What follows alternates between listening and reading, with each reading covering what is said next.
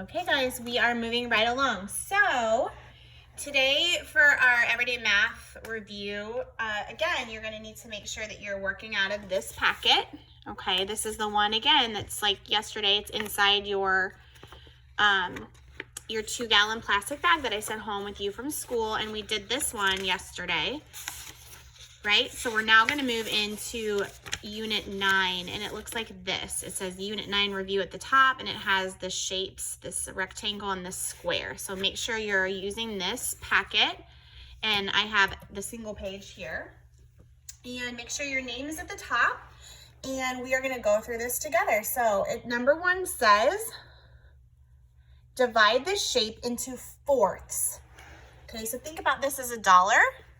And we can split it into 4 quarters, right? Or if it's a clock, we can split it into quarter hours, okay? So we'll just split it down the middle this way. And if I split it this way, I now have 4 equal parts. I have 1/4, 1/4,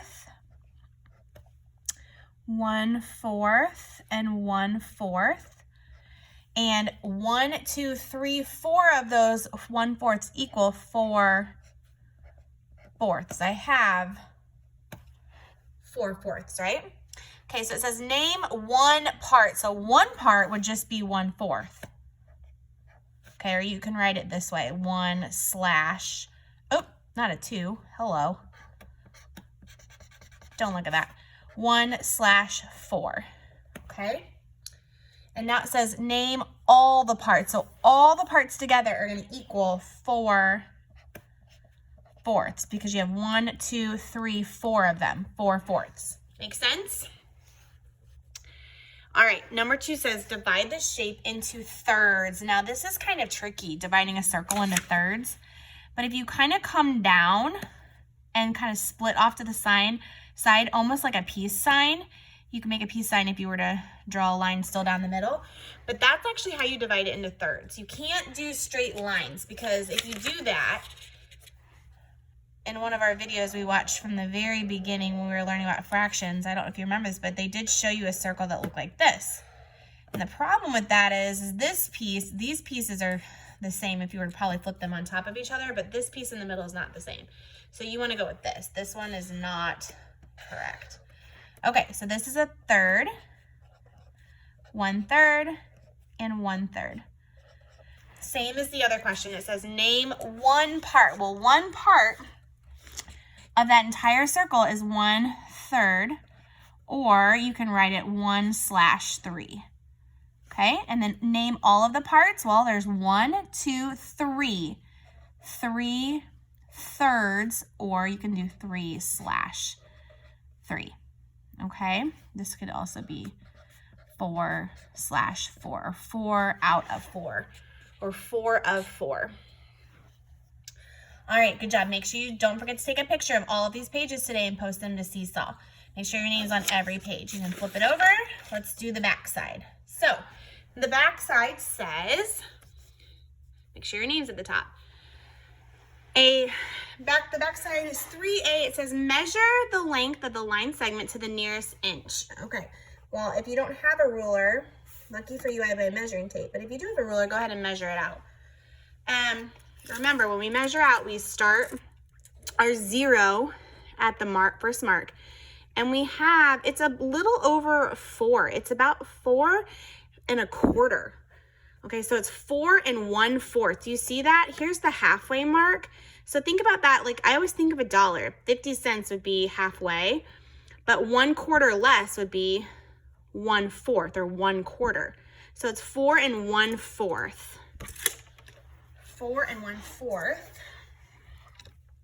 So we write that 4 1/4 inches long. Now it's saying draw a line segment 2 inches longer. Okay, well, we have 4 fourths,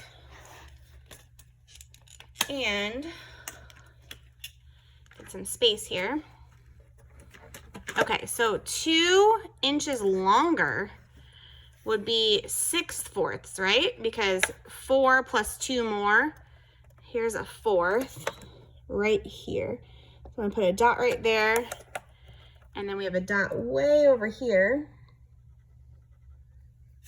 And I don't have the perfect straightest edge like I would a ruler. Whoops, got part of my line. I'll go ahead and connect that as best as I can. There we go. All right, so now we have, my line segment is about 6 1/4 inches long, or we could say 6 inches long, okay? That was fun. We haven't really taken our inches to the 1/4 inch yet, so that was good. Okay, it says write each word or each number in words. So we are actually going to write that out. Okay, so it says write each number in words. So we have 300. Got to squeeze it in. 300. 26.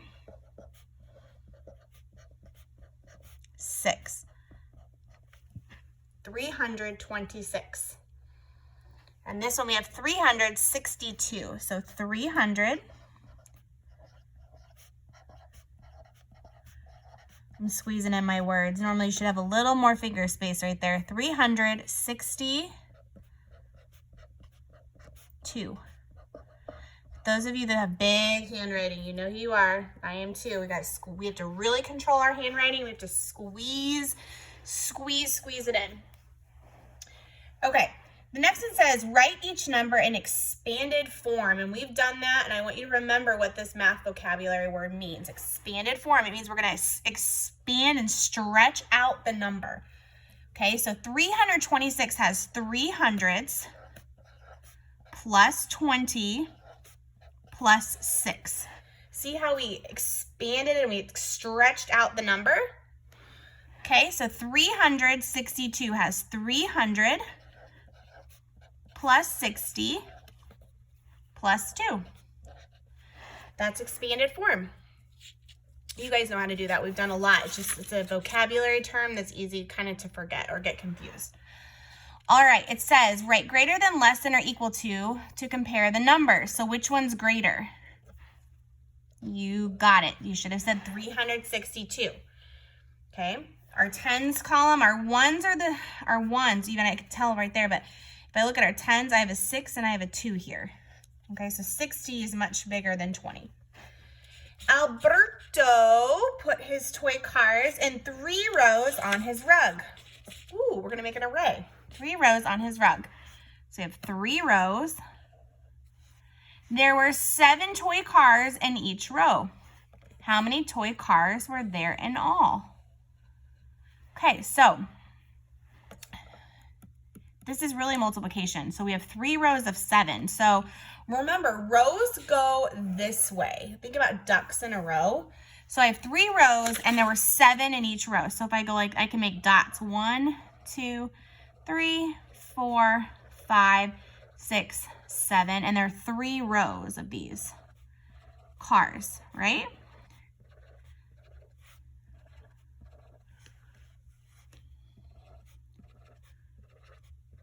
Okay, so this is 3 times 7. Well, 7 plus 7, we know this is a double stacked, and that's 14. So then we can pick up 15, 16, 17, 18, 19, 20, 21. So 3 times 7 is 21. You had 21 cars. Okay, good job. Make sure your name's on your paper and don't forget to submit that to me. You can either do them all at the same time at the end, or you can go ahead and pause your video and submit that to me. Alrighty. Last one of the day, and it's this page right here. And make sure your name's at the very tip top. And we're gonna do this one together, and then you'll be finished with this portion of math for the day. I'm so proud of you. Okay, it says 16 children divided into 2 teams. So think about if we had 16 kids in our class and we have to make 2 teams to play soccer. So 16 children 2 teams. Each team has an equal number of children. How many children were on each team? Well, I have to take 16 children and I have to divide them into 2 teams. Okay, so 16 divided by 2. So the way that I can do this is I can divide them up. I can do, well, I know that 5 plus 5 is 10. So here's 1, 2, 3, 4, 5 kids on that team. And here's 5 kids on this team. And that's 10. And I have 6 more kids left over, right?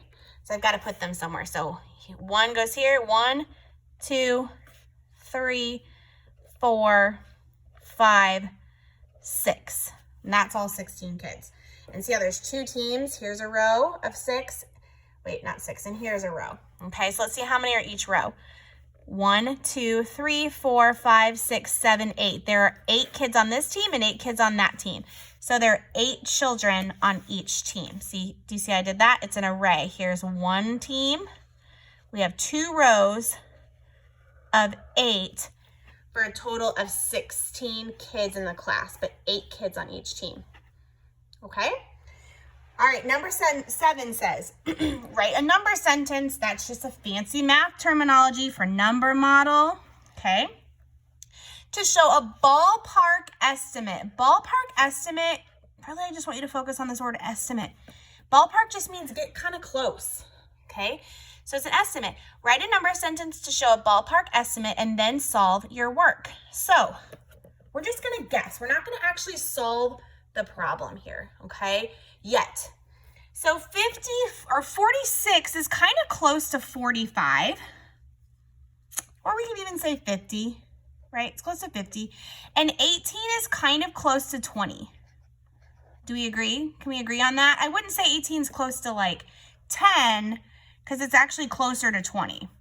So 50 minus 20 would be 30. So I think that it's going to be about 30. So my number sentence for that is going to be 50 minus 20 equals 30. That's my ballpark guess. Now I'm actually going to solve the problem, okay? So we're going to take 46 minus 18. We're going to get the actual answer. Remember when we did our rotation stations out in the neighborhood? One of them was an estimation, and you had to guess how many items were inside the little containers. There was an A, B, and C container, and you guessed. You did a ballpark estimate, and then I asked you to open up the containers and then tell me the actual number and count them out. Okay, so if we have 6, can we take 8 away? No, we cannot. So I'm gonna have to go over and borrow a group of 10. Hey neighbor, can I borrow a group of 10? And this 4 is gonna become a 3 because I took one group of 10 away. It was 40. Now it's 30. And the one that I borrowed goes next to the 6, and it makes it 16. So 16 minus 8. And that seems like it might be a big number, but that's actually a doubles fact. 8 plus 8 is 16. Okay, so I can put an 8 there. And then 3 minus 1 is 2. So the answer was 28. Okay, is that pretty close to 30? 28, 29, 30. Yeah, my ballpark estimate was pretty darn close. So that makes me really excited, okay? All right, up here, we forgot to do the unit. So the unit is gonna be, well, we can make whatever we want it to be. I think they left it open. So why don't we do like puppies? You can put whatever you want there. You can have eggs. I'm gonna put puppies. Try not to mark on my whiteboard here. All right, ballpark estimate. 139 is pretty close to 140. Can we agree? Yes? And 55. 55 is right in the middle. It could be close to 50 and it could be close to 60. So I'm gonna go with 50. Actually, we probably should round up to 60. So let's go to 60. Whenever there's a 5 here, you always go up. So, but again, remember it's a ballpark estimate, so it can be whatever you want. You don't have to be correct, you just have to be close. So my ballpark estimate number sentence is gonna be 140 minus 60 equals. And let's see, I'm gonna guess that equals, let's see, well, I can see right here, 14 minus 6. So 6, 7, 8, 9, 10, 11, 12, 13, 14, 5. I'm gonna say it's about 80. All right, let's actually do the math. Do you see how I did that? 14 minus 6, and then I had a 0. So let's do 140 minus 60. 0 minus 0 is 0. And then look, see right here? 14 minus 6, that's what I was doing up here. There's no really reason to go borrow from a neighbor, because if I borrowed from that neighbor, it's going to make it 0, and that's still going to be a 14. So 14 minus 6 is, put 14 in your head and go down 6, 14, 13, 12, 11, 10, 9, 8. So I was right. It's 80. Awesome. Okay. Those are fun to do. So you're kind of guessing what you think it might be, and then you actually solve the work. Okay? All right, 2 more left to go. 4 more problems total. It says, how much money is 4 dimes? Well, we know that. Let's count by 10 4 times. Ready? 10, 20, 30, 40. 40 cents. How many is 4 tens? Well, we just did that. 4 tens is 40. Okay? How much money is 8 nickels? A nickel is worth how much? That's right, 5. So here we go. Let's count by 5 8 times. Ready? 5, 10, 15, 20, 25, 30, 35, 40. 40 cents.